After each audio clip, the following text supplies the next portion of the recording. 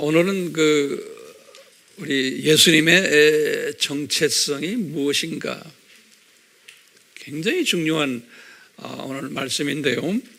우리 지난 시간에는 삼위 하나님의 정체성은 무엇인가 이제 이 말씀을 이제 했는데, 오늘은 예수님의 정체성은 그러면 무엇일까? 성경에 많은 인용구들이 있지만 오늘 대표적으로 대제사장이 예수님께 물어보지요. 당신이 하나님의 아들이냐? 또는 당신이 그리스도냐? 이렇게 물어보니까 예수님이 그렇다라고 말씀하시는 그 말씀이 오늘 제가 본문 말씀으로 잡았어요. 하나님의 아들, 또 그리스도란 말은 크리스토스라는 헬라 그리스 말이에요. 그런데 이제 유대인들이 쓰는 유대어는 히브리어 말은 메시아, 그런 게 메시아, 이제 기름 부음을 받은 자 같은 단어예요. 우리 지난 시간에 삼위 하나님의 속성 7가지를 공부했어요. 그 7가지는 존재론적 또는 호칭적, 사역론적, 성품론적, 교제론적, 관계론적, 기능론적, 이렇게 7가지를 우리가 깊이 보았어요. 그 중에서도 특별히 예수님의 속성 중에 기능론적 정체성과 이 관계론적 정체성에 대해서 집중적으로 공부했어요. 그래서 이제 기능적으로는 이제 성부 하나님이 독립적 또는 전문적 기능을 가지시고 대표자의 역할을 한다라는 자세한 말씀을 서로 나눴고, 성자 하나님은 또 독립적으로 또는 전문적 기능을 가지고 수행자 역할을 하신다라는 이야기를 우리가 자세히 나눴어요. 이 성령 하나님은 똑같이 독립적 전문적 기능을 가지시고 능력 부여하시는 분, 또는 돕는 분, 위로해 주시는 분, 또는 가르치시는 분, 기억나게 하시는 분, 이런 부분에서 우리가 쭉 같이 공부했어요. 교제론에서는 우리가 서로 이 삼위가 동등하다는 말씀을 나눴어요. 이런 말씀을 하면서 이제 삼위 하나님에 대한 자세한 말씀을 우리가 같이 했는데요. 그런데 우리 기독교인들이 이 삼위 하나님의 이 삼위께서 이렇게 서로가 서로 동등하시면서 사랑의 관계를 가지고 있는 이 모습을 우리가 자세히 공부했는데요. 우리는 하나님의 자녀이기 때문에, 제가 요한 1서 3장 9절에 말씀을 주셨어요. 우리는 하나님의 seed라는 건 씨예요. 그래서 원어로 뭐라고 그랬죠? 스페르마, 기억나시죠? sperm이라는 소리예요. sperm이란 말은 하나님의 정자라는 뜻, 정자, 남자의 정자, 여자는 난자 하는 식으로요. sperm이라는 단어를 썼어요. 그걸 seed, 영어로는 seed, seed라는 건 한국말로도 씨예요. 씨. 하나님의 씨를 우리 영의 전설을 받은 자들이 우리가 하나님의 자녀들이다. 그런데 하나님의 DNA를 가진 자들, 이런 자들이다. 크리스찬이라는 것은. 그런데 이런 자들인데 하나님의 성품이 우리에게 없다라는 거예요. 그게 이제 우리의 문제라는 거예요. 이 하나님의 이 성품이 왜 없는가? 그래서 지난 시간에 이런 이야기를 했어요. 하나님의 성품을 가지려면 이 삼위 하나님의 이 속성을 매일 우리가 이것을 듣고 읽고 또 쓰고 공부하고 암기하고 이 순서가 있어요. 지금 제가 말씀드리는 거예요. 순서 잘 적으세요. 듣고 읽고 쓰고 공부하고 또 암기하고, 그 다음에 뭐예요? 묵상하고 적용해서 순종하는 거예요. 요 순서가 있어요.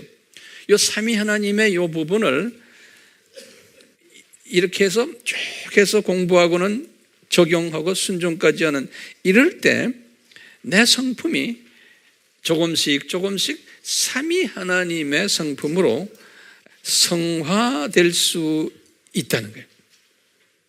다시 말하면 이퀄 포지션이지만 서로 격려해주고 서로 위로해주고 서로 존경해주고 서로 높여주고 하는 이 성품, 삼위 하나님의 성품이에요. 이 성품을 우리가 가져야지만 이제 성화가 되는 거예요. 나의 성품이 변하면 성화가 되는데, 성화가 얼만큼 되나에 따라서 나에게서 하나님의 파워가 나오는 거예요. 이 파워라는 것은 상대방을 변화시키는 능력이, 또 이 파워라는 것은 성령님의 변화시키는 능력이, 이 능력이 내가 삼위 하나님의 성품을 가질 때 나타나는 거예요.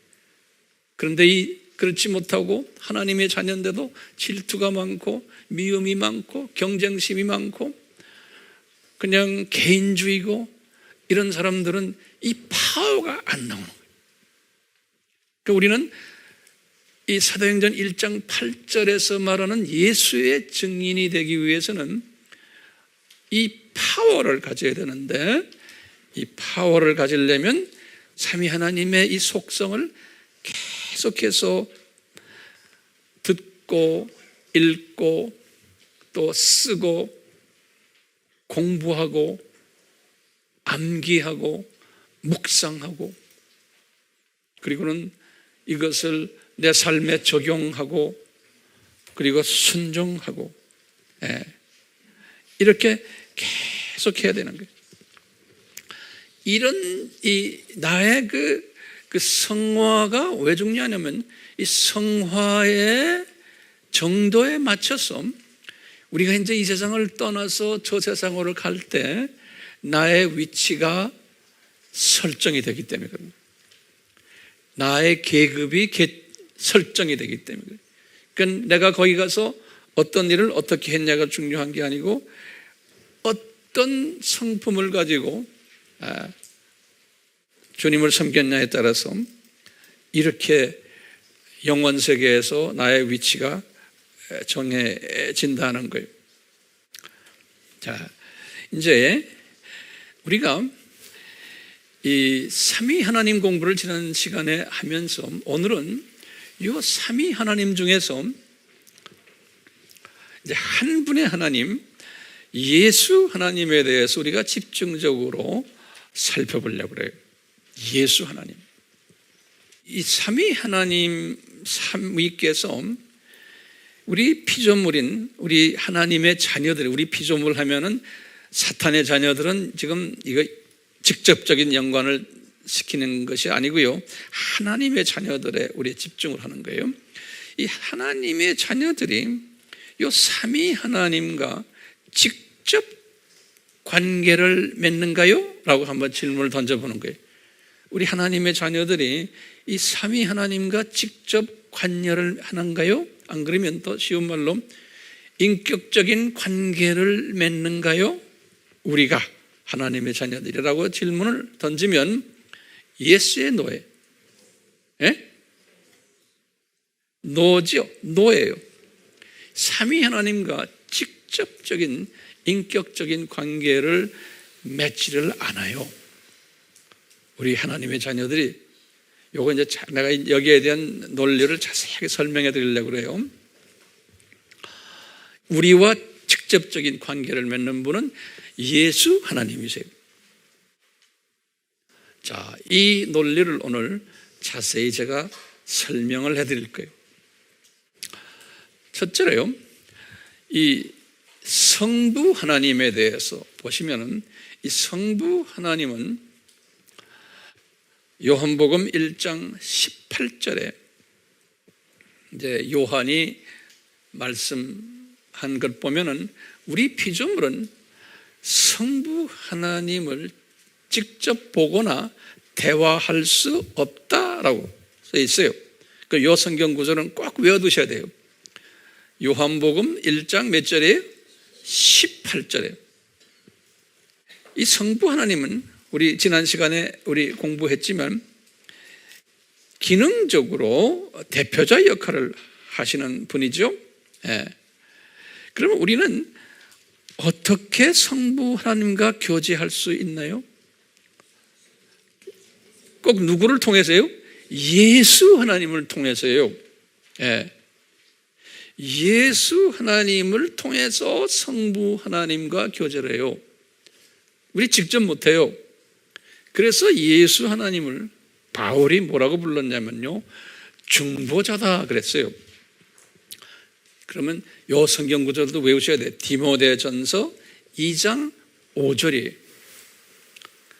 요 디모데전서 2장 5절, 요건 저는 어릴 때부터 요 성경 구절을 외우고 있었어요. 예, 요 중보자다. 중보자란 말이 영어로는 mediator, 그러니까 mediator. 예, 이 한국말 중보라는 말이 분명치가 않아요. 쉽게 말하면 중간자다 이렇게 말하는 것도 좋고, 이 바울이 디모데전서 2장 5절에 그랬어요. 하나님과 하나님 그럴 때는 성부 하나님과 우리 하나님의 백성인 우리와 중간에서 다리 역할을 해주는 분이 누구라는 거예요? 예수 하나님이라는 거예요. 그래서 예수님께서도 이런 말씀을 써요. 요한복음 16장 24절에요.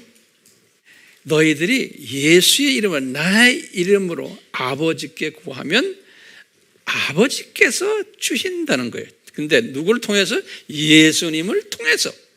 그러니까 아버지께서 직접 우리에게 주시는 게 아니고 꼭 예수님을 통해서 주신다는 거예요. 요한복음 몇 장 몇 절이? 16장 23. 많은 성경 구절이 있지만 제가 대표적인 성경 구절을 드리는 게 여러분들 기억에 잘 남을 것 같아요. 근데 우리 예수님이 주기도문을 가르쳐 주실 때 이런 주기도문, 마태복음 6장 9절에 예수님께서 그러셨어요. 제자들에게 너희들이 기도할 때 아버지께 기도하라는 거예요. 그런데 누구의 이름으로? 내 이름으로. 그렇죠? 그러니까 나라는 이분은 지금 예수님이에요. 예수님, 너희들이 지금 내 모습 보지? 내 이름으로. 보이지 않는 아버지께 기도하라는 거예요. 그러니까 기도를 할 때 예수님은 겸손한 분이시기 때문에 아버지를 높이는 입장에서 아버지께 기도하라. 이 말씀은 그러면 우리가 그러면 예수님께는 기도할 필요가 없네요. 이런 논리가 또 성립되죠? 아니, 예수님께도 이제 기도해야 돼요. 나중에 이제 거기에 그런 이야기 우리가 좀 이따 할 거예요. 그러면 예수님은 아버지께 너희들 보이지 않지만 그분 앞에 기도하라는 거예요. 그러면 이제 우리의 영성이 좀 뜨여지면은 하늘에 계신 우리 아버지, 그 하늘은 낙원 삼층천에 계신 우리 아버지요. 그럴 때 우리라는 건 기독교인들을 이야기하는 거예요. 우리 아버지요 하면 그 아버지가 안 보이는데, 안 보이지만 아버지 성서에 보면 그 아버지의 모습이 보좌에 앉으셨는데 영광체로 보인다. 이런 말씀이 성경에 많아요. 그러니까 이분의 모습이 우리 피조물들은 저쪽에 우리가 나중에 올라가도 아버지의 그 구체적인 모습은 우리는 볼 수가 없는 거예요. 그분의 그 영광체가 쫙 보이는, 구체화돼서 보이는 얼굴이 성부 하나님의 얼굴이 아닌 게 그 몸도 그렇고. 그렇지만 예수님이 말씀하신 아버지에게 기도해라. 그러면 어떻게 하냐? 내 이름으로 기도하라는 거예요. 이제 그러니까 우리에겐 가까운 분이 누굴까요? 예수님이세요. 예수님이. 우린 피조물이기 때문에 또 그분을 통해서 우리가 구원받았잖아요. 이분이 십자가에서 2000년 전에 저주를 받으심으로써 그렇죠? 이분의 저주 때문에 우리가 영생의 복을 받은 거예요. 그래서 이제 저주와 복 시리즈를 제가 지금 하고 있는 거예요. 자, 그러니까 지금 우리가요, 직접 보지 못하는 분이 누구예요? 성부, 그냥 하나님이라 그러시면 안 돼. 이제는 이걸 분류를 하셔야 돼. 그러니까 우리 지금 많은 사람들이요, 굉장히 이런 부분에서 혼돈되어 있는 거예요. 어느 하나님이에요? 성부 하나님이라 그래요. 그냥 하나님이라 그러시면 안 돼요. 자, 그러면 두 번째 하나님을 제가 말씀드릴 텐데, 이 하나님도 우리가 직접 보지를 못해요. 그 하나님이 성령 하나님이세요. 그러니까 직접 그분과 대화를 안 하게 되어 있어요, 본래. 거기에 대한 말씀을 내가 드릴게요. 이 성령 하나님은 예수님의 영이다, 이렇게도 말씀하시고, 또는 성령 하나님은 아버지의 영이다, 이렇게도 말씀하시고, 또는 예수의 영이란 말은 사도행전 16장 7절에, 또는 그리스도의 영이다, 로마서 8장 9절에, 또는 주의 영이다.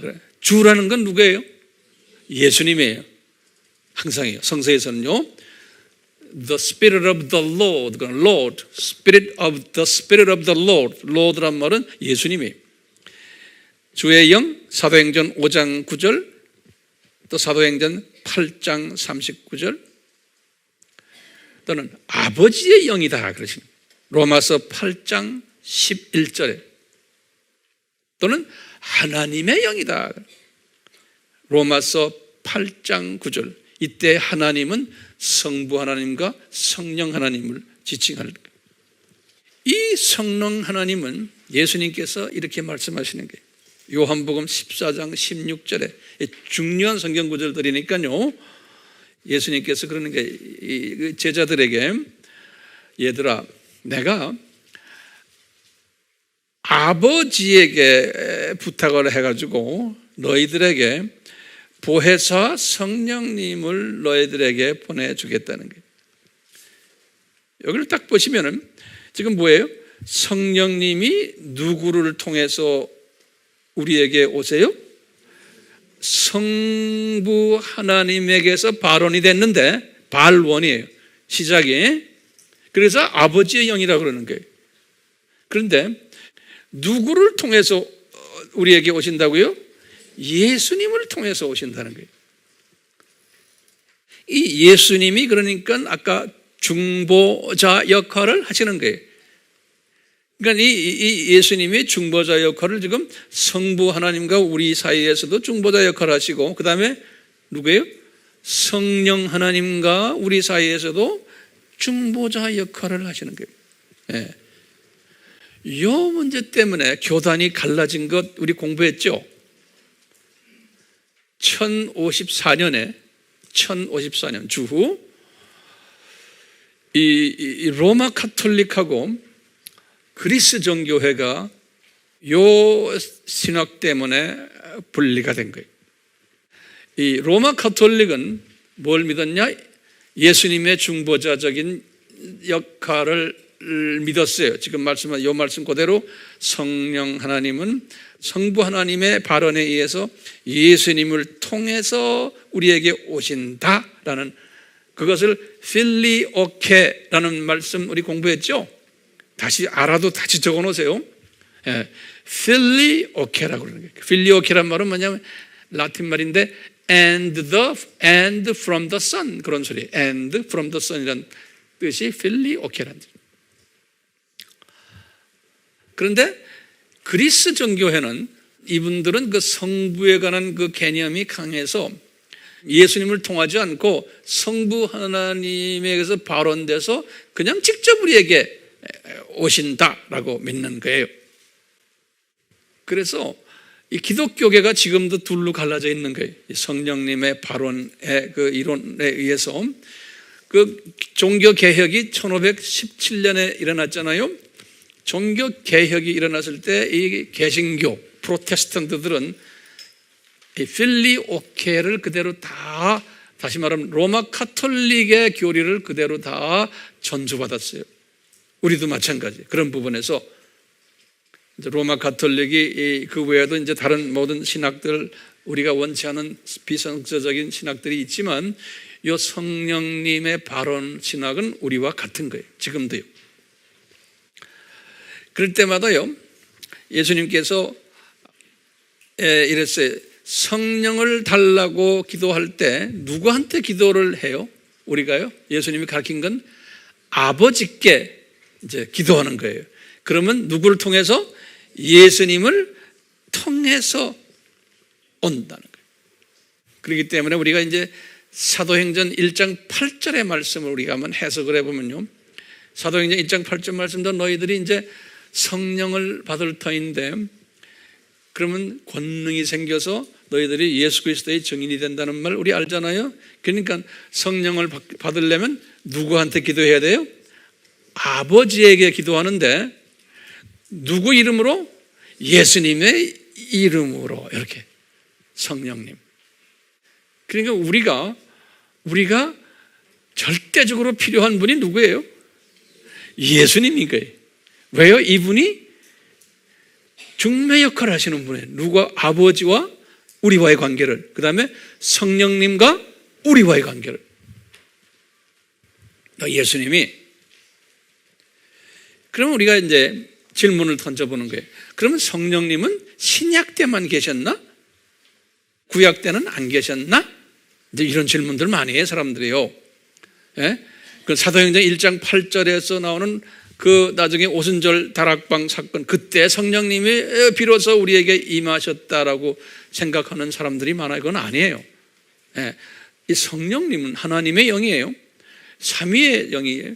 이 영은 무소부재하시다는 거 우리 공부했죠? 무소부재하세요. 창세 전에도 계셨고 창세 이후도 쭉 계셨어요. 무소부재하신 분이에요. 그런데 이 성령님이 나에게, 지금 여기에도 성령님이 계시고 예수 안 믿는 사람들 주변에도 성령님이 다 계세요. 그런데 성령님이 내 속에 들어오시고 안 들어오시고 거기에는 차이가 있는 거예요. 내 영에 들어오시고, 내 영 알죠? 성령님이 내 영에 들어오셔야지만 내가 하나님의 자녀가 되는 거예요. 그것은 누가 도와줘요? 예수님이 도와주세요. 예수님이. 예. 이 구약 때 이렇게 보시면, 구약 성경에도 보면 이 성령님이 계셨음을 우리가 볼 수가 있어요.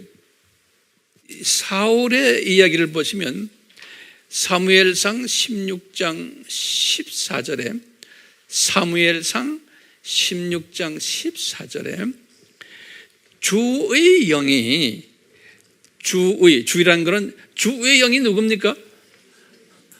The Spirit of the Lord에, 그런 건 누구의 영이에요? 여기 정확하게 우리가 직역하면 예수님의 영이에요. 주의 영이란 자체가요, 성령님이세요. 이 주의 영이 사울에게서 나왔다 그랬어요. 그러니까 사울이 주의 영을 모시고 있다가 거기서 나왔다 그랬어요. 그러니까 구약 때도 성령님이 하나님의 특별한 백성들에게 임했어요? 안 임했어요? 임했음을 우리가 알 수 있는, 나왔다는 거예요. 있었다는 거예요. 그 안에 있었는데 나왔다는 거예요. 그건 예수님의 영이에요. 그 예수님의 영이 그리스도의 영이고 아버지의 영도 되고 하나님의 영이에요. 우리 시편 104편 30절에 딱 보면 이런 표현이 있어요. 주께서 할 때, 이때 구약에서 주께서 하면 누구예요? 예수님의, 항상이요. The Lord. 예수께서 또는 여호와께서, 그 말씀이 다 예수님이에요. 주께서 주의 영을 보내시어 그들이 창조되었다, 이런 말씀을 해요. 그러니까요, 주께서 주의 영을 보내시어 그들이 창조되었다. 그러니까 누가 창조했다는 거예요? 주께서 창조하셨는데 누구의 도움으로? 성령님의 도움으로. 네, 이런 표현이 시편 104편 30절에. 그렇기 때문에요, 이 성령님도 단독으로 우리 피조물들에게 임하셔가지고 행동하지 않으시고 꼭 누구의 도움을 통해서 우리 피조물들에게 오시는 걸 알 수 있어요? 예수님이. 예수님은 중보자이시기 때문에. 그렇기 때문에 이 예수님이 대단히 우리에겐 중요한 분이세요. 그래서 성서에서는 예수님을 구약에서는 야훼라고 이제 이렇게 부르게 하시잖아요. 또는 여러 가지로 이제 예수님의 표현이 구약에 많아요. 신약에도 많고요. 자, 이 예수님이 우리에게는 대단히 중요한 분이라는 것을 우리가 이제 알아야 되는 거예요. 그래서 이 바울 신학에서요, 바울은 이것을 깨달은 분이에요. 그래서 이 바울은 이 예수님에 대한 학문을 우리 기독론이라고 그러잖아요. 이 기독론 중심 신학 사상을 바울이 가지고 있었어요. 바울의 모든 편지들을 보면은 그분의 신학이 예수 중심 신학 사상이에요. 그러니까 예수 중심 신학 사상을 가졌다는 말은 뭐냐면요, 예수님이 우리 삶에서 중요한 하나님이시기 때문에 이분을 우리가 의지해야 되고, 예수님을 의지하는 거예요.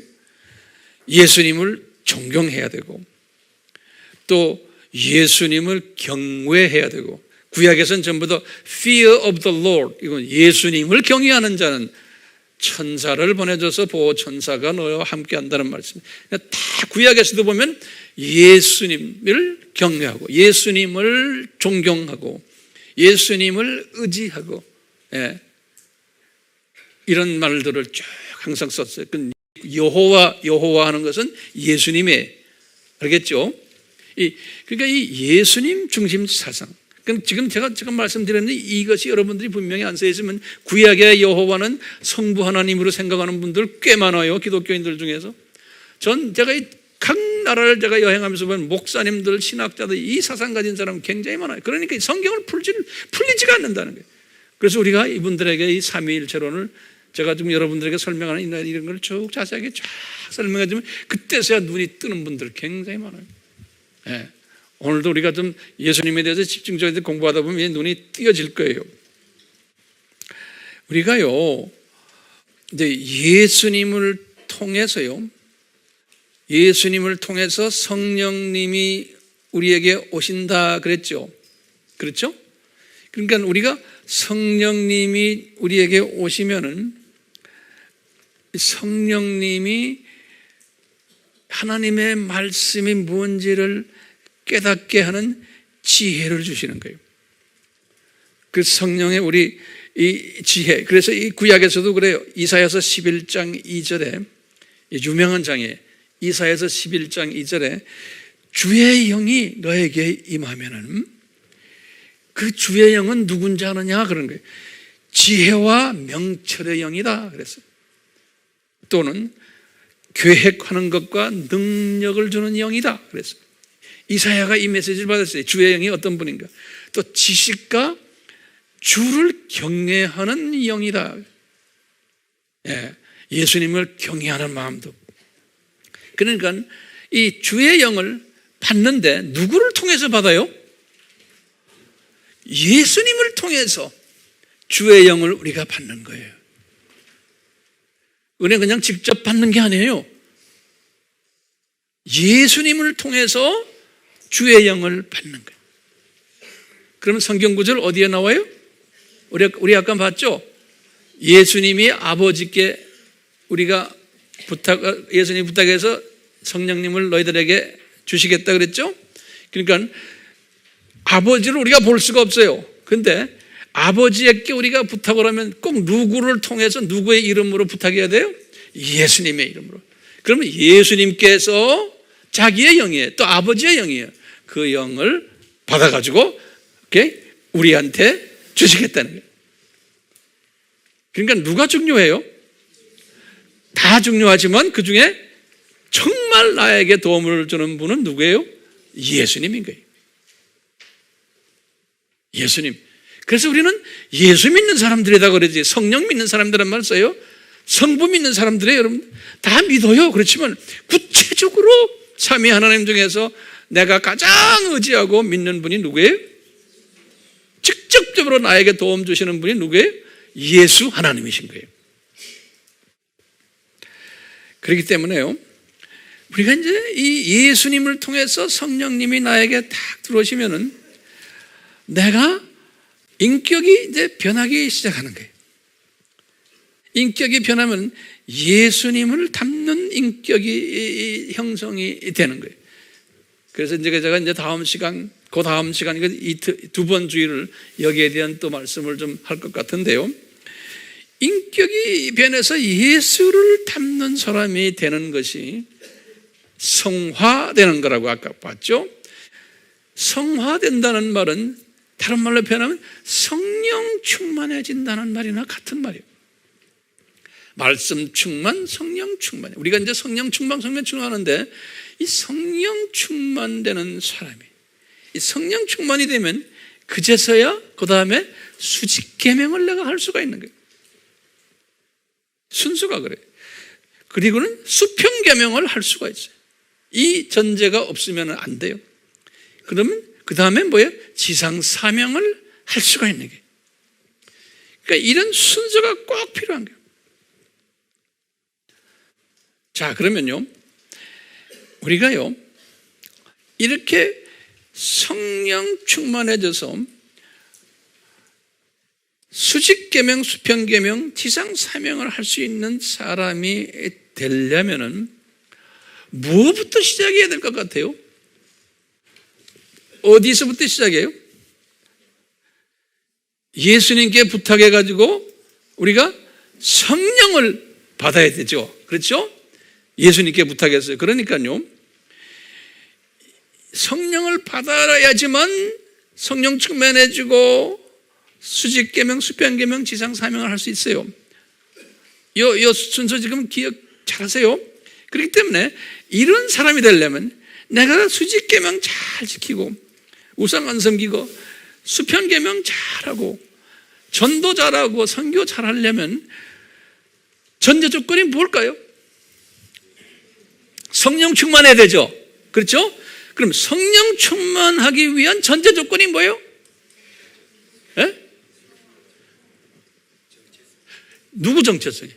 예수님의 정체성이에요. 예. 성령 충만해지려면 전제 조건이 뭐냐면 예수님의 정체성을 제대로 알아야 되는 거예요. 그러니까 예수님의 정체성을 모르고 성령 충만 이러다 보면 다 저 동네로 가버려요. 지금 그 일들이 얼마나 많이 일어나고 있어요. 네? 이 기독론이 약하면은 성령 충만 할렐루야 뭐 성령 똑같이 하는데 가짜 성령이 와서 까불고 놀게 돼 있는 거예요. 왜? 이 주체 되시는 성령을 아버지께서 받아서 정확한 성령을 드리는 분이 누구예요? 예수님이요. 그러니까 그 예수님에 대해서, 중보자에 대해서 잘 알아야 되는 거예요.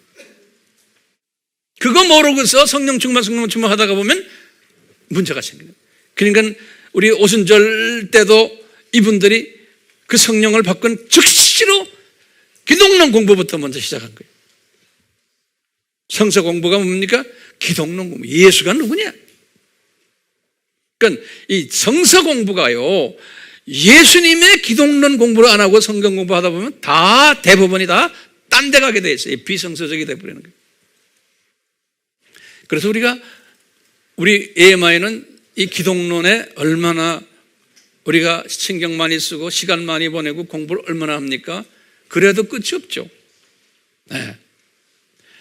자, 그러면요, 예수님의 정체성을 알아야 되는데 제가 여러분들에게 이 예수님의 정체성 7가지를 제가 드리려고 그래요. 대단히 중요한 정체성이에요. 첫째 정체성은 예수님은 엘로힘이시다. 이 말은 하나님이시다. 또 이 말은 다시 표현하면 삼위 하나님이시다. 또 이 말은 뭐예요? 이 엘로힘의 뜻이 창조자이시다. 이게 첫째 중요한 개념이에요. 두 번째 정체성이 뭘까요? 예수님은 삼위 하나님 중 제2위 하나님이시다. 우리 마태복음 28장 19절에도 그랬죠. 아버지의 이름과 아들의 이름과 성령의 이름으로 세례를 준다 그랬죠. 자, 세 번째 정체성은 이 예수님은 모든 피조물을 직접 창조하신 분이다. 삼위 하나님은 다 창조주이시지만 직접 수행하신 분은 누구예요? 예수 하나님이신 거예요. 창조를 직접 하신 분은. 자, 그러면 거기다 이제 작은 남보예요. 이 직접 창조하시는데 어떻게 직접 하셨냐? 성서에 보면은요, 말씀으로 창조하셨다라는 성서 구절들이 나와요. 가로 열고 성경 구절 드릴게요. 시편 33편 6절과 우리 요한복음 1장 1절에서 3절 다 말씀으로 창조하셨다는 말씀. 그 다음에 또 어떻게 창조하셨나? 성경에 보면은 손으로 창조하셨다는 성경 구절이 있어요. 예수님의 손으로. 욥기 10장 8절 또는 시편 8장 6절에 보면 다른 구절들이 시편에 있지만 시간이 없어서 제가 다른 건 안 드릴게요. 욥기 10장 8절과 시편 8장 6절 또는 19장 1절 이런 데 보면 손으로 창조하셨다. 그 다음에 네 번째 예수님의 그분의 정체성은 창조하신 모든 피조물들을 예수님이 직접 소유하신 분이라고. 그러니까 이게 성부 하나님도 성령 하나님도 다 소유자시지만 직접 컨트롤 소유하신 분은 누구라고요? 예수님이라는 거예요. 창세기 14장 19절 또 22절에 그런 말씀이 써 있어요. 자, 다섯 번째로 예수님이 이 모든 피조물들을 직접 통치하시는 분이세요. 직접 통치하시는 분이신데 이 통치권을 누구한테서 받았어요? 성부 하나님에게서부터 받은 거예요. 그러니까 이게 이제 굉장히 중요한 개념들이에요. 이 모든 피조물들을 직접 통치하시는데 그러면 성령 하나님은 안 하시는가? 성부 하나님은 안 하시는가? 그러면 뭐라고 대답해야 돼? 안 하세요. 그 권을 누구한테 준 거예요? 성자 하나님께 드린 거예요. 그럼 성경 구절이 어디 나옵니까? 또 물어보죠. 그럼 어디 나와요? 마태복음 28장 몇 절이에요? 18절. 딱 나와야 되는 거예요. 자, 이렇게 직접 통치하시는 분이신데 그러니까 모든 피조물이면 나도 여러분들도 여러분들의 자녀들도 부모님들도 누가 직접 통치해요? 예수님이 통치를 하시는 거예요. 예수님이.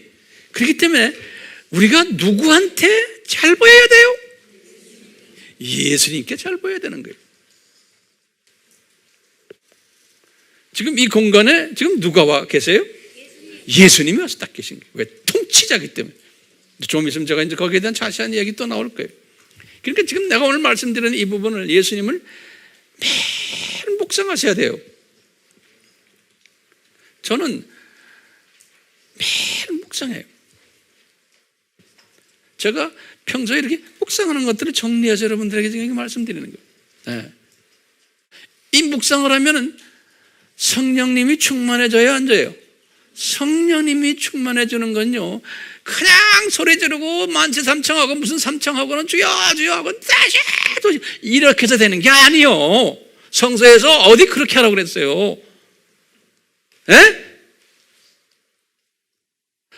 예수님을 깊이 묵상하면서 이분의 그 정체성을 내가 음미하고 그분의 위대하심을 음미하고 그분의 그 하나님 되심을, 이분이 모든 이 피조물들을 통치하시는 분이심을 내가 음미하고, 내 가족을 예수님이 통치하고 계시구나, 나의 생사화복을 예수님이 통치하고 계시구나, 이것을 항상 음미하고 이분과 이렇게 대화를 할 때 성령님이 충만해져요. 자, 직접 통치하시는 분에 대한 이 모든 관계성을 제가 성서를 쫙 보니까요, 한 15가지가 있어요. 이거 음미하셔야 돼. 첫째, 예수님은 만유의 통치자였어요. 시편 103편 19절이에요. 두 번째, 만물이 예수님의 발 아래에서 통치를 받아요. 만물이 예수님의 발 아래에서 통치를 받아요. 이건 사도 바울의 강한 개념이에요. 고린도전서 15장 27절, 에베소서 1장 22절에 바울은 항상 이 개념을 가지고 있어요. 그러니까 나나 여러분들이나 우리 모든 내 자녀들, 내 가족들 다 예수님의 발 아래에서 통치를 받는, 이걸 환상으로 쫙 보는 연습하는 거예요. 이런 것을, 이 예수님의 이 통치 사건을 쭉 내가 지금 설명해 드리니까 알면요, 그분에게만 딱 달라붙으면 돼요. 세상 걱정할 필요가 없는 거예요. 왜? 이분이 통치를 하고 계시기 때문에. 그렇죠? 그럼 막연하게 하나님이 통치하십니다, 이건 아닙니다. 그러면 성부 하나님이 통치하세요? 성령 하나님이 하세요? 이렇게 하면 이게 혼돈이 오는 거예요. 그게 아니에요. 성서적으로 정돈해야 되는 거예요. 누가 통치해요? 예수 하나님이에요. 그러니까 예수 이야기를 많이 해야 돼요. 그냥 하나님이라 그러면 알라도 돼. 불교에서도 말하는 신, 타종교 다 돼요. 오늘날 지금 교회들이 그렇게 되고 있어요. 아니에요. 예수예요. 그러니까 예수 이야기를 안 하고 자꾸 하나님, 뭐 갓 이렇게 하는 게 굉장히 많아요. 그게 지금 전 세계의 기독교와 타종교와 하나가 되는 다원주의 개념이에요. 다원주의에서는 우리가 예수 이야기하면 질색해요. 예수라는 그 단어는 왜요? 사탄이 질색하는 게 이 예수라는 단어예요. 네. 자, 세 번째죠. 세 번째는 만물의 머리가 되신다라고 그랬어요. 바울이 에베소서 1장 22절에 예수님의 만물의 머리가 되신다는 거예요. 컨트롤러라는 거예요. 네 번째는 바울의 개념이다. 만물이 예수님 앞에 무릎을 꿇는다 그랬어요. 빌립보서 2장 10절. 그러니까 무릎 꿇게 하는 예수님이세요. 이 예수님의 통치가. 다섯 번째는 바울의 개념이 이 만물이 예수님께 복종케 하시는 분이에요. 복종. 고린도전서 15장 27절에 그뿐 아니라 만물에서 조금 스케일을 좁혀가지고 사람들을, 그걸 만민이라고 해요. 모든 인간, 만민이 다 예수님 통치하에 있다는 거예요. 시편 67편 4절에. 또 일곱 번째는 이분이 말씀으로 만물을 붙들고 계시다는 거예요. 말씀으로, 말 한마디로 딱 붙들고 계시다. 히브리서 1장 3절에. 그건 대단한 하나님이시죠? 우리가 섬기는 그 하나님. 그런데 그렇게 말하면 안 돼. 대단한 누구라고 해야 돼요? 예수님이시죠. 왜 하나님이라 그러면 안 돼요? 성부 하나님이 싫어하세요. 성령 하나님도 싫어하세요. 왜 그래요? 내가 이 권한을 누구한테 줬는데? 성자 하나님께 줬는데 너희들 왜 자꾸 딴소리 하려나 이놈들아. 그건 내 짭이 아니야. 그건 성자 하나님의 짭이야. 이분이 가지고 있는 특권인 거예요. 여덟 번째는 만물을 그분의 손으로 붙들고 계신 거예요. 아까 손으로 지었잖아요. 붙들고 계신 것도 이분의 손으로 붙들고 계신 거예요. 아버지의 손이 아니에요. 성령님의 손이 아니에요. 예수님의 손으로 붙잡고 계시다는 거예요. 시편 37편 24절에 그러니까 여호와의 손이라고 그래요. 여호와의 손. 아홉 번째는 그 손으로 만물을 때린다는 거예요. 치신다는 거예요. 말 안 들을 때. 이사야서 5장 25절. 열 번째는 만물의 생사화복을 주관하시는 분이 여호와 예수님이라는 거예요. 만물의 생사화복을 주관하시는 분이 신명기 30장 19절에. 11번째로는 이분이 만왕의 왕이고 만주의 주라는 거예요. 디모데전서 6장 15절. 12번째로 이분이 사탄과 그 모든 세상의 신들, 종교의 신들을 지배하시는 분이라는 거예요. 사탄과 그 모든 똘마니 신들을 지배하시는 시편 95편 3절에. 13번째, 천국 열쇠를 가지신 분이라는 거예요. 그러니까 이분이 열어야지만 천국에 들어갈 수가 있는 거예요. 계시록 3장 7절에. 아버지가 갖고 계신 게 아니에요. 성령님이 갖고 계신 게 아니에요. 누가 갖고 계세요? 예수님이 천국 열쇠를 가지고 계신 거예요. 그러니까 이분에게 딸이 붙여야 돼요? 안 붙여야 돼요? 붙여야 되는 거예요. 그 예수님의 정체성을 아셔야 돼. 14번째, 역사의 주인이 되시는 거예요. 이 역사를 주관하시는 거예요. 알파와 오메가예요. 이사야서 44장 6절, 계시록 1장 8절. 15번째, 심판주 되시는 예수님이지.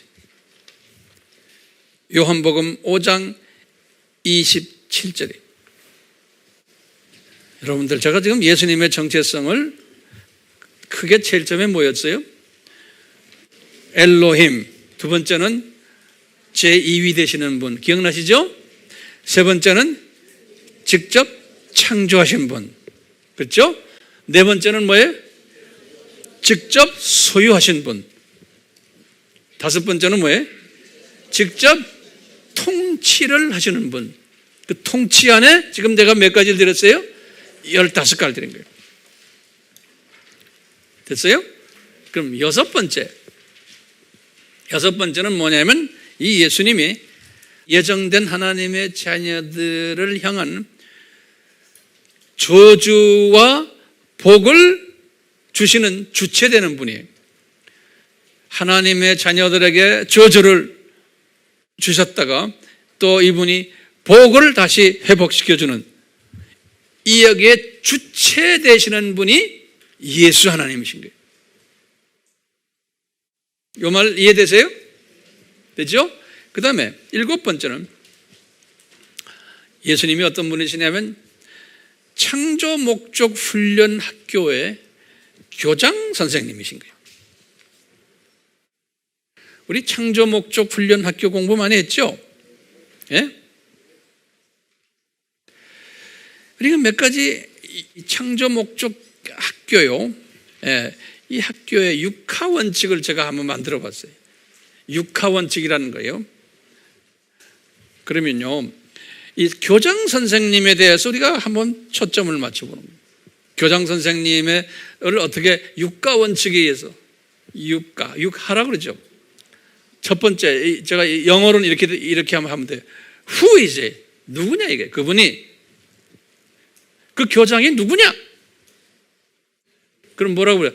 이 교장은 우리에게 7가지 했죠? 그 다음에 15가지 했죠? 기억나요? 이런 분이시다. 라고 우리가 말해야 되는 거예요. 이 교장 선생님이 누구냐? 이거 우리가 묵상해야 돼요. 묵상하려면 어떻게 해야 돼요? 묵상이 그냥 됩니까? 안 돼요. 어떻게 해야 돼요? 들어야 돼요. 그렇죠? 읽어야 돼요. 그 다음에 뭐예요? 써야 돼요. 그 다음에 공부해야 돼요. 의미를 알아야 돼요. 공부한 다음에 뭐예요? 암기해야 돼요. 암기한 다음에 뭐예요? 묵상하는 거예요. 그러니까 묵상은 여기까지 했을 때 그게 묵상이 되는 거예요. 묵상한 다음에 어떻게 해야 돼요? 내가 이제 삶에 적용하면서 순종까지 가져야 돼요. 자, who is the 교장 선생님? 그러면 됐죠? 이분은 7가지 이 정체성을 가진 분이신 거예요. 그러면 두 번째 질문에 why? 왜 교장이 되셨나? 이분이? 그럼 뭐라고 대답하실래? 왜 교장이 되셨나? 이분이? 여러분들 스스로 답을 만들어 보세요. 왜 교장이 되셨나? 우리에게 뭘 가르치려고? 창조 목적을 가르쳐 주시려고. 세 번째는 how? 어떻게 교장이 되셨나? how? 이분이. 그러면 누가 임명한 거예요? 성부 하나님이 이 특권을 주신 거예요. 통치권을. 네 번째는 where? 어디서 이 교장 역할을 해야 된다고 결정했어요? where? 그러면 창세전에 어디서요? 삼층천 하늘나라에서. 그 다음에 또 where 가요? 어디서 교장 역할을 하십니까, 이분이? 그럼 뭐라고 말해요? 어디서 교장 역할을 하십니까? 이분이 이 세상 7,000년, 이 세상 7,000년이죠. 그렇죠? 여기에서 이분이 교장 역할을 하시는. 그럼 교장 역할 다 하시고 where? 어디로 가시나? 그러면 저 세상으로 이제 가시게 되는. 다섯 번째는요, when이에요. when은 언제 교장 되시려고 계획하셨나? 그럼 뭐라 그래요? 창세전에. 그러면 그 다음에 내가 이 질문, 언제 교장 되셨나? 언제 예수님이 교장 됐어요? 아담 타락하는 즉시, 다시 말하면 7,000년 역사 시작 그 순간에 교장 되신 거예요. 그러니까 이 창조 목적 훈련 학교는 그 기간이 얼마예요? 7,000년이에요. 네. 그러면 what 하나가 나. what? 무엇? 교장 선생님의 주 사역은 무엇인가? 교장 선생님의 주 책임은 무엇인가? 그러면 뭐라고 대답해야 돼요? 그러면 하나님의 예정된 자녀들을 창조 목적 훈련시키는 그 일이 이분의 사역이고 이분의 뭐예요? 책임이에요. 그러니까 우리가 이 창조 목적에 순응을 잘하는 사람은 예수님께 사랑을 받을까요? 안 받을까요? 예수님이 엄청나게 사랑하십니다. 이것을 외치는 사람은 예수님의 사랑 안에 있는 사람. 부모님들이 이걸 외치면서 예수님의 사랑 안에 있으면 자녀들은 그건 보증수표예요. 보증수표. 이거 안 하면서 뭐 이거 주세요 저거 주면 예수님이 웃으시겠죠. 자, 그럼 우리 창조 목적 훈련 학교에 대해서 잠깐 좀 봐요. 그 시스템을. 예전에도 공부했지만 조금 다른 각도로 이 창조 목적 훈련 학교의 시스템이에요. 첫 번째, 이사회가 있어요. 이사회. 어디든지 이사회가 있어요. 이사장은 누구실까? 내가 볼 때는 성부 하나님 같아요. 두 번째, 이사장은 성부 하나님이시고, 이사들 보면요, 운영 관리 담당 이사가 있어요. 운영하고 관리 담당 이사, 이분이 예수님 같아요. 그러면 세 번째 이사 중에 재정 담당 이사가 있어요. 이분이 누구 같아요? 성령 하나님 같아요. 이 성령 하나님이 에너지를 부여하시는, 그러니까 이사회도 돈이 있어야 에너지가 돌아가잖아요. 네? 모든 조직이 돈이 있어야지만 그게 돌아가잖아요. 그런 의미에서 제가 이렇게 디자인해 봤어요. 그 이사회가 있는데, 이사회에서 이제 학교를 조직한 거예요. 학교 조직을 딱 써놓고, 학교 조직에서 교장을 누구로 임명했어요? 예수 하나님을. 다시 말하면 운영 관리 담당 이사를 교장으로 임명하신 거예요. 그러면 부교장은 누구였을까? 우리 공부했죠? 사탄이 부교장이에요. 교사는 우리 교장 측 교사들과 부교장 측 교사들이. 그러면 학생은 누군가? 하나님의 자녀들이. 학교 존속 기간은요, 이 세상 7,000년이에요. 학교 존속 기간은. 이 학교에서 공부하는 필수 과목이 있어요. 필수 과목. 창조 목적 논의. 두 번째는 삼위일체 논의. 세 번째는 기동 논의. 그리고는 이제 이 세 과목은 아주 필수 중에 필수 과목 같아요. 그리고는 성령론, 교회론, 성화론, 선교론, 종말론 이런 것들도 있지만 성령론, 교회론, 성화론, 선교론, 종말론. 자, 그런데요, 이 학교 안에 무슨 과목 중에 이 선택 과목들이 있어요. 이 선택 과목. 요 선택 과목을 제가 뭐라고 이제 과목 이름을 붙였냐면 누룩학이라고 해요. 누룩학. 예. 이거 공부 안 해도 돼요. 그렇지만 웬만한 사람은 이 선택 과목으로 해야 돼요. 이 앞에 있는 창조 목적론, 삼위일체론, 기동론이 강하면 이 누룩학을 공부할 필요도 없어요. 예. 이 누룩학은 공부를 해야 되는데 그 안에 적 그리스도론, 거짓 그리스도론, 거짓 선지자론, 이런 것들이 있는 거예요. 저는 이것을 대항마론이라 이렇게 한번 붙여봤어요. 이 대항마라고 했죠? 뭐냐면 이제 말 경주할 때 진짜 1등할 말을 위해서 옆에 대항마를 하나 세워놓고는 그 말이 잘 달리도록 큰 옆에서 대항마 하는 게 있어요. 세상의 모든 원칙 속에는 이 대항 세력들이 있어요. 하나님이 그걸 인정해놨어요. 그걸 하나님이 예정해놨어요. 왜냐하면 우리 피조물들은 그 대항 세력이 없으면 피조물들이 자기의 그 에너지를 맥시멈으로 발산을 못해요. 그렇기 때문에 항상 대항 세력들을 붙여놨어요. 이 사탄의 세력도 이 대항 세력들이에요. 하나님의 자녀들을 훈련시키기 위한. 똑같이 이런 창조론, 삼위일체론, 기동론에 철저하게 들어가려면 가짜 창조 목적, 가짜 삼위일체, 가짜 기동론, 이건 이 누룩 우리 공부했죠? 예? 이 누룩은 어디에 공격이에요?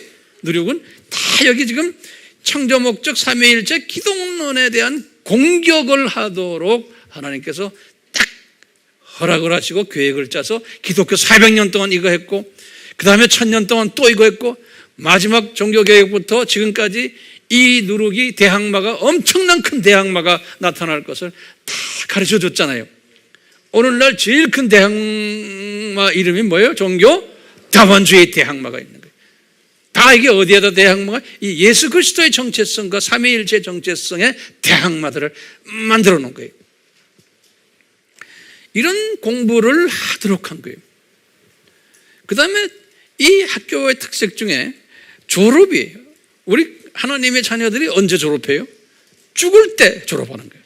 거기다 적어 놓으세요. 졸업식을 언제 하느냐? 죽을 때.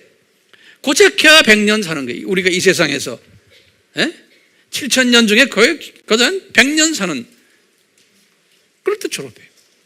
이 학교가 언제 폐교가 돼요? 7,000년 마칠 때, 이 세상이 없어질 때, 심판 때, 이 폐교가 돼요. 이 학교가. 그리고는 학교 폐교되면서 그 부교장 팀들 다 어디를 가요? 불못으로 가서 영원히 그 동네로 가는 거예요. 부교장 팀들은. 그 다음에 교장 팀들은 어떻게 돼요? 전부 신천신지 영원한 낙원으로 올라가는 거예요. 이렇게 딱 디자인을, 이 학교 디자인이에요. 이런 의미에서 지금 교장 선생님이 누구라는 거예요? 이 예수님이시라는 거예요. 네, 예수님이세요. 네. 그렇기 때문에 우리가요, 이 예수님이 이 인간 역사를 컨트롤하고 통치하시면서 실제로 이 학교를 운영하시는 교장 선생님이라는 이야기를 그래서 제가 한 것이. 그런데요, 이 예수님이 우리 하나님의 자녀들을 교육을 시키실 때, 교육을 시키는데 그 학교 교육 목표가 있죠. 창조 목적, 이 무언가를 교육을 시키는 거예요. 이것을 가르치기 위해서 교장 선생님이 이 세상으로 내려오셔서 저주를 받으시고 나중에 복을 우리에게 다시 주신다라는 그 큰 디자인 속에서 교육을 시키실 때 이분이요, 우리 예수님께서 교장 선생님이 교육 방법을, 어떤 교육 방법을 쓰셨냐면 이분이 눈높이 교육 방법을 사용했어요. 다시 말하면 이 피교육자 중심 교육 방법이에요. 다른 말로 표현하면 이 피교육자가 소화할 수 있도록 그 수준으로 내려가서 교육을 시키는 거예요. 그것을 다른 말로 표현하면 성육신 교육 방법이에요. 안 그러면은 피교육자들이 소화를 못하는 거예요. 이 저주와 복을 교육시키기 위해서. 그래서 이분은 이 눈높이 교육 방법을 시킨 이유가 하나님의 이 메시지를, 하나님의 마음을 정확하게 소화시켜 주기 위해서 이 방법을 사용하신 거예요. 저 위에서 그냥 막 확성기를 대고 하나님식으로 말하면 피조물들이 못 알아듣는 거예요. 그러니까 이 피조물들을 이 시간 속에다가 7,000년 던져버리시고 모든 교육 방법도 그 시간 속에 떨어진 그 눈높이에 맞춰서 교육을 시키시는 거예요. 그러니까 우리 하나님의 사랑의 표시예요. 하나님이 우리 피조물들을 사랑을 하신다는 하나의 표시고, 이뿐만 아니라 우리 하나님은 배려하시는 분이에요. 그래서 우리 고린도전 13장에 사랑은 하면서 무례히 행치 않고 항상 배려하시고 오래 참으시고 쭉 나오잖아요. 그 말 듣고 그대로 하나님의 성품이에요. 우리 인간들을 7,000년 동안 오래 참으시면서 배려하시면서 피조물들의 수준으로 내려놓으시고 그분들의 눈높이에 맞춰서 교육을 시키는 게 하나님의 마음을, 이 학교의 교육 정책을, 교육 목표를 교육시키는 거예요.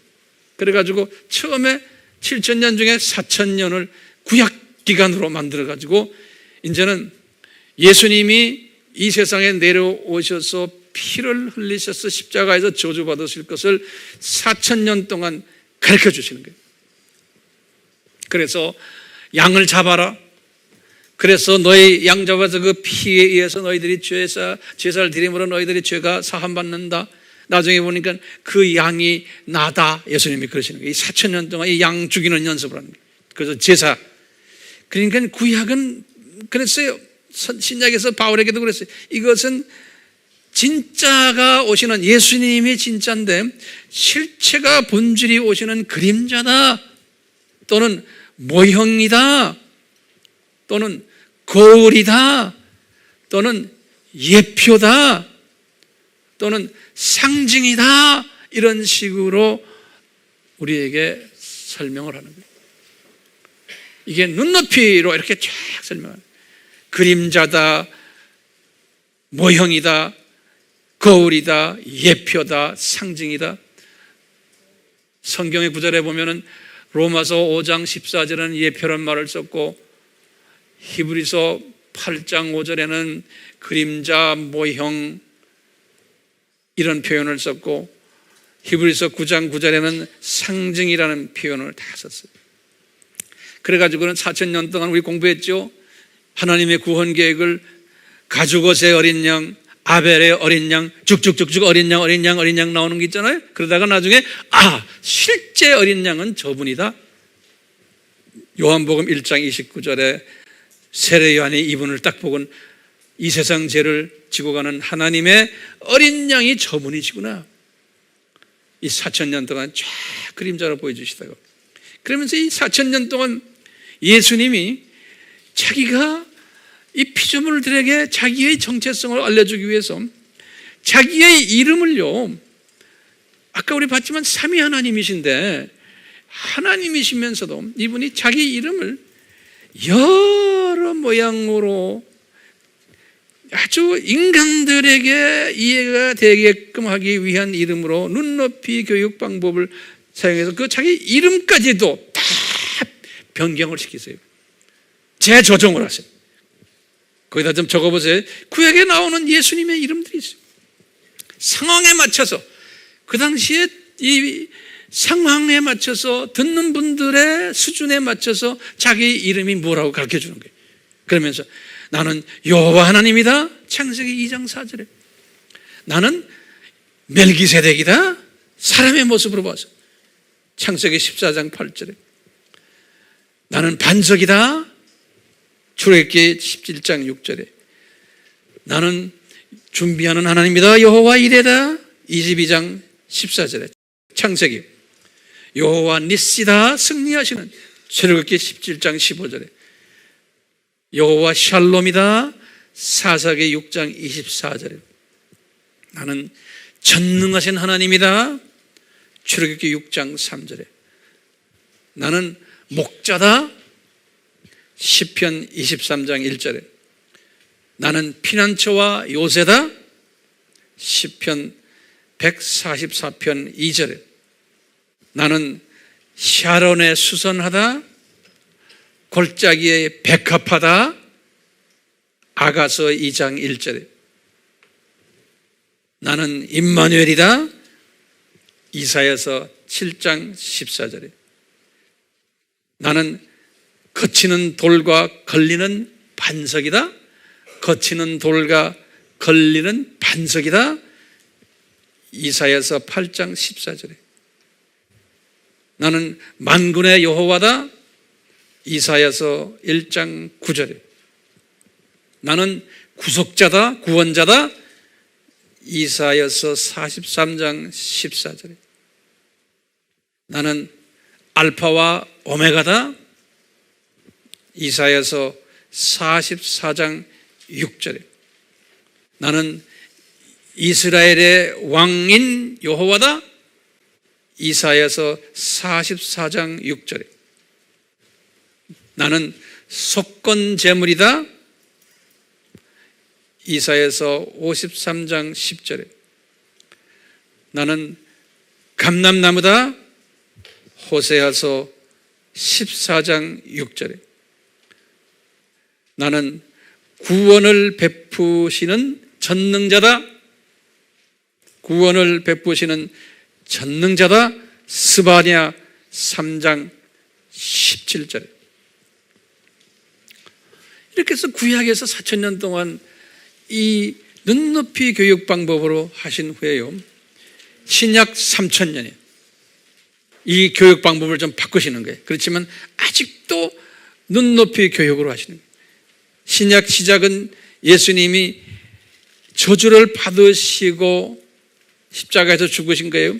마태복음 27장 50절에 부활하시고, 마태복음 28장 6절에 부활하시고 복 주시는 분이심을, 요한복음 3장 16절에 영생의 복이, 요한복음 5장 24절에 이 복 주시는 예수님이심을 쭉 설명하시면서 신약 3000년 동안 이것을 너희들이 나가서 전해라, 내가 누구라는 것을, 그리고 창조 목적 때문에 내가 이렇게 와서 이렇게 한다는 것을 가서 알려줘라.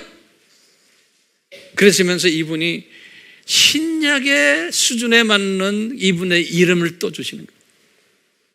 예수님의 자녀들에게 이러시면서 예수님이 그러니까 나는 예수다, 임마누엘이다, 구세주다, 나는 인간으로 온 인자다, 요한복음 3장 13절에 나는 하나님의 아들이다, 그리스도다, 메시아다,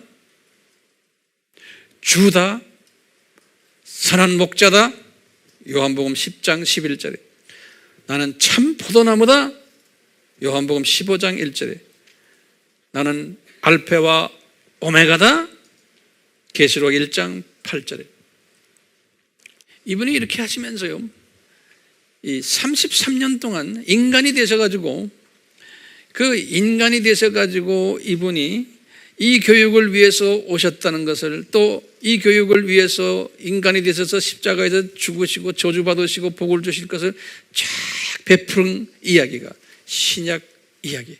그래가지고 이제 이것을 너희들이 나가서 전해라는 거예요. 이 사실을. 이런 과정 속에서요, 항상 이 신약의 스토리를 보면요, 구약의 스토리를 봐도 뭐 있냐면 꼭 대항마가 있어요. 구약에서도 보면 이 예수님을 전파하기 위해서 이 키 메시지에 대한 대항마를 항상 주셨어요. 똑같이 신약에 와서도 이 대항마들을 주셨어요. 이 누룩을 주신 거예요. 그러면 한번 여쭤봐요. 왜 대항마를 주셨나? 그러면 대답은 간단해. 이 하나님의 자녀들이 이 대항마를 볼 때마다, 대항마의 세력을 경험할 때마다 이 예수님이 우리에게 허락하신 필수 과목에 집중하라고. 이 필수 과목에, 누룩 과목은 별거 아니다 그거. 집중하라고. 이 필수 과목, 창조 목적 과목, 삼위일체 과목, 기독론에 이 집중시키기 위해서. 왜? 이 대항마라는 이놈들은 뭐해요? 대항마의 역할은 뭐하냐면 예수님에 대해서, 삼위일체에 대해서, 기독론에 대해서, 창조 목적에 대해서, 이 세 가지, 창조 목적에 대해서, 삼위일체에 대해서, 기독론에 대해서 이 대항마 역할은 하나님의 자녀들에게 여기에 대한 가르침을 약해지게 만드는 일이에요. 첫 번째, 제가 보면 한 7가지 대항마의 역할이 있어요. 이 약해지게. 두 번째는 하나님의 자녀들이 요 세 중요한 이 필수 과목에 무지하게 만들기 위해서. 세 번째는 무관심하게 만들기 위해서, 이 대항마 주는 목적. 네 번째는 변질되게 만들기 위해서. 다섯 번째는 혼돈시키기 위해서. 여섯 번째는, 제가 이게 무슨 정확하게 표현이 없어서 이런 표현, 비빔밥 만들기 위해서.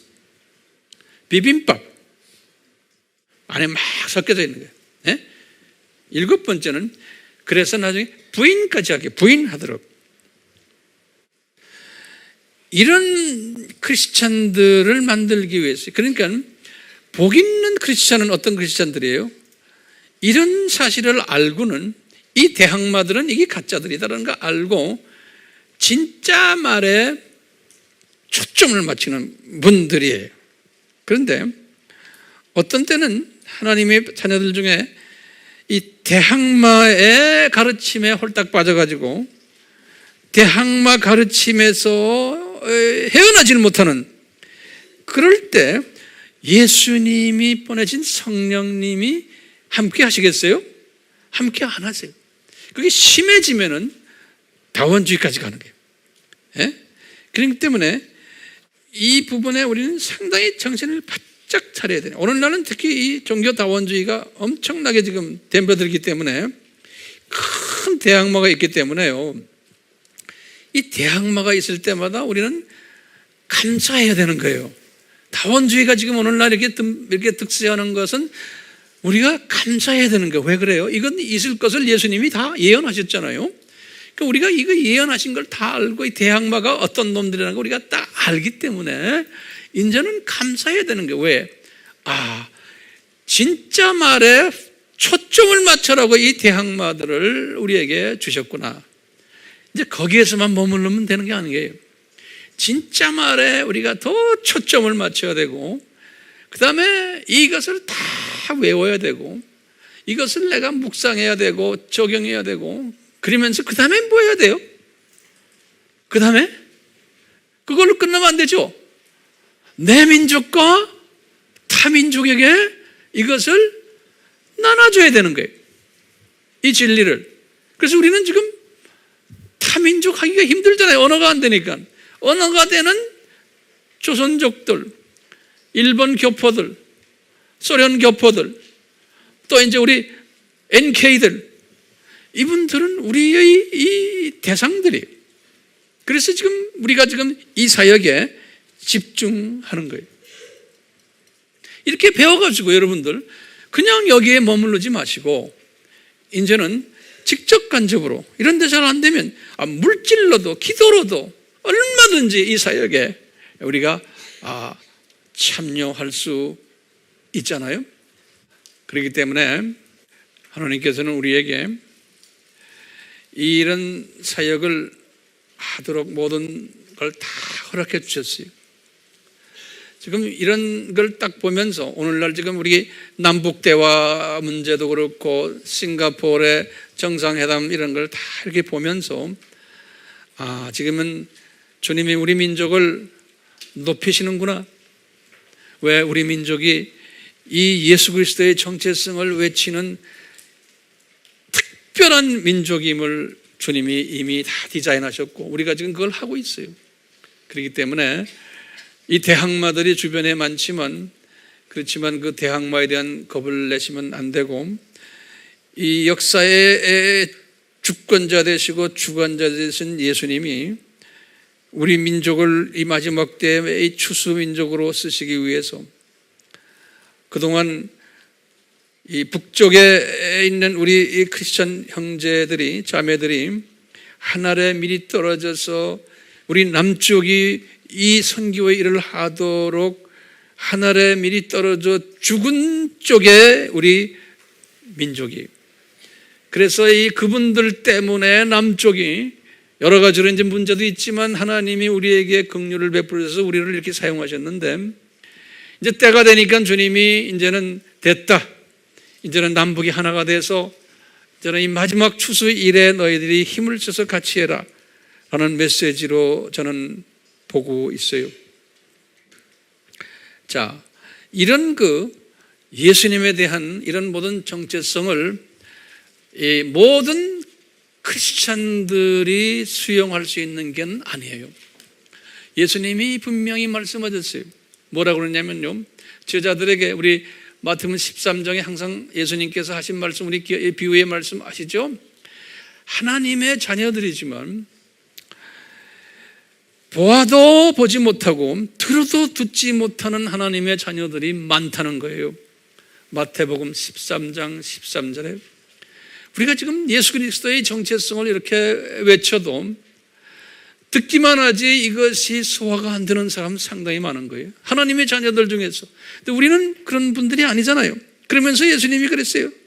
마태복음 13장 16절에 그랬어요. 너희는 눈으로 이거 보게 되고 귀로 이제 들을 수 있는 자들이구나. 그러니까 너희들은 복 있는 자들이구나. 예수님께서 그렇게 디자인하셨다고 그랬어요. 그러니까 같은 하나님의 백성이지만 이렇게 차이가 나는 거예요. 오늘 이 예수님의 정체성에 대한 또 예전 전 시간의 삼위일체에 관한 이 어려운 이 모든 이 테마들을 듣고 보지만 두 가지 사람으로 나타난다는 거예요. 여러분들은 어떤 사람이 되어야 돼요? 예? 복 있는 사람이 되어야 되죠? 오늘 주님이 주신 이 말씀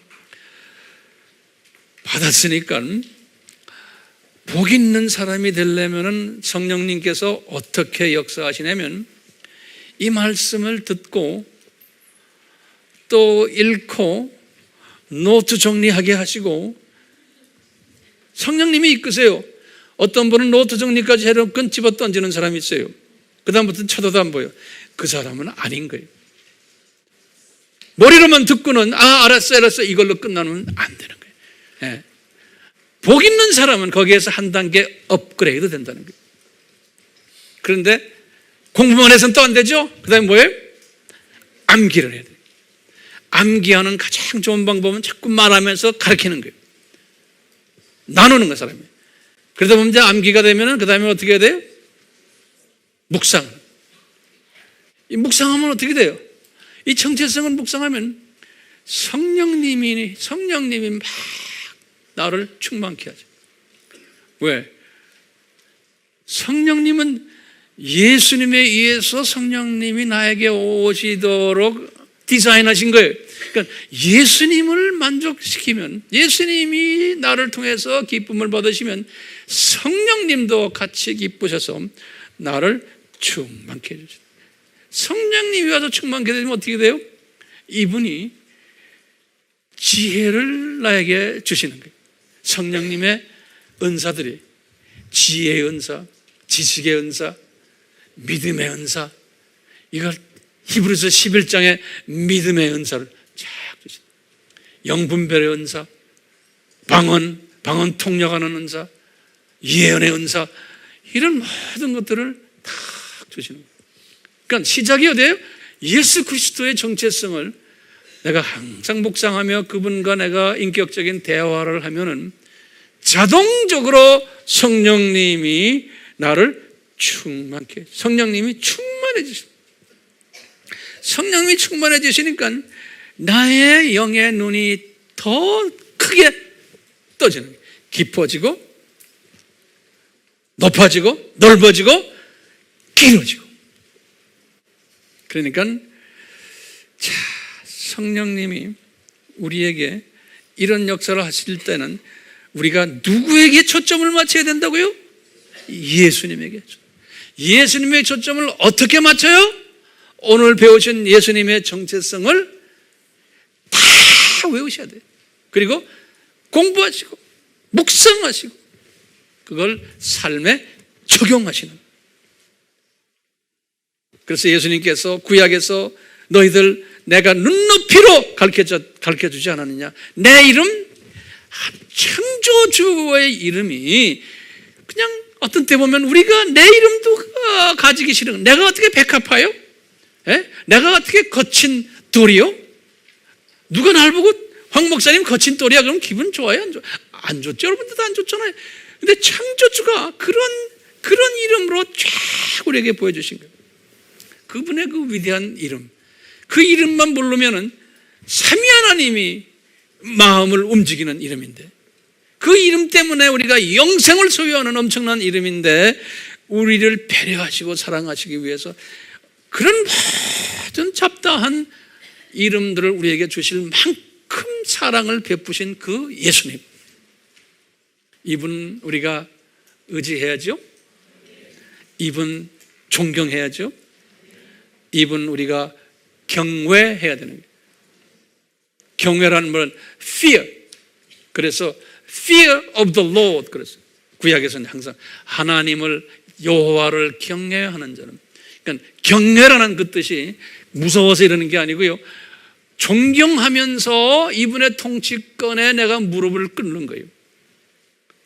이 경외, 이분의 모든 통치권을 내가 알고 그분 앞에 내가 딱 무릎을 꿇고 납작하는, 이것이 경외하는, 예수님을 경외하는 삶. 항상 그 생각을 하면서 예수님을 경외하는 삶이 우리에게 항상 있기를 주님의 이름으로 축원합니다요. 축원해야죠. 축원해야죠. 그런 사람 돼야죠. 예. 우리 같이 기도합시다. 이곳에 저희들과 함께 계신 예수님, 우리가 예수님을 잘 모시면 예수님의 그 정체성을 항상 묵상하며 이 정체성을 가지고 예수님과 인격적인 대화를 할 때 예수님께서 기뻐하시고 성령님도 기뻐하시고 또 성부님도 기뻐하시고 성령님을 통해서 이런 분들에게 능력을 베풀게 하시고 그 능력을 가지면 사탄의 세력들이 겁이 나서 도망가게 하시고 입을 열어서 말씀을 선포할 때마다 어둠의 세력들이 쫓겨나는 역사들이 다 예수 그리스도를 어떻게 우리가 모시고 있냐에 따라서 결정된다고 하신 이 가르침, 주님 우리의 삶에 초점이 되도록 은혜 베풀어 주시옵소서. 예수님의 이름으로 기도드리옵나이다. 아멘. 지금 이 시간은 예수 그리스도의 무한하신 은혜와 하나님 아버지의 극진하신 사랑하심과 성령님의 끊임없이 순종케 하심이 우리를 떠나지 않기를 축원하옵나이다. 아멘.